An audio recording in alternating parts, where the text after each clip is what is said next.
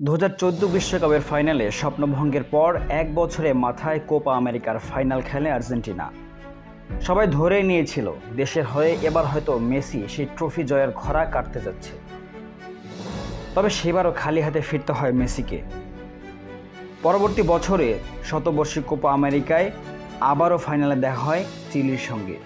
পুরো টুর্নামেন্টে 5 গোল আর 4 অ্যাসিস্ট করে যেন সব কিছুকে ছাপিয়ে আলোচনা সেই একটাই নাম, লিওনেল মেসি।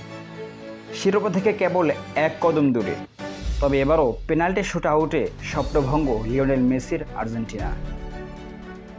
কোনো major tournament one man army show করেও খালি হাতে ফিরতে হয় মেসিকে। হতাশ হয়ে ঘোষণাও দিয়েছিলেন অবসরের। তবে ভাগ্যর লিখনে যে অন্য কিছু অপেক্ষা করছিল মেসির জন্যে।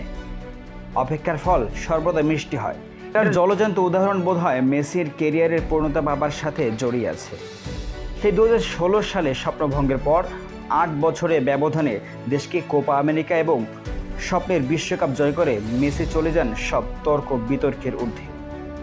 8 বছর আগে চিলির বিরুদ্ধে সেই ওয়ান ম্যান আর্মি শো দেখিয়েছিলেন ভিনটেজ মেসি।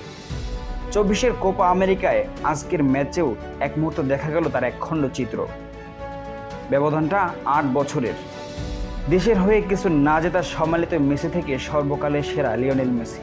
সব কিছু বদলালেও ক্লাসে কোনো পরিবর্তন হয়নি লিওনেল মেসির। সে আগের মতোই দাপিয়ে খেলছেন ফুটবল। প্রতিপক্ষ দলকে নাজেহাল করাই যার কাজ। ম্যাচ শেষে 1-0 গোলে জয় নিয়ে সবার আগে কোয়ার্টারে পৌঁছে গেল বর্তমান চ্যাম্পিয়ন মেসির আর্জেন্টিনা।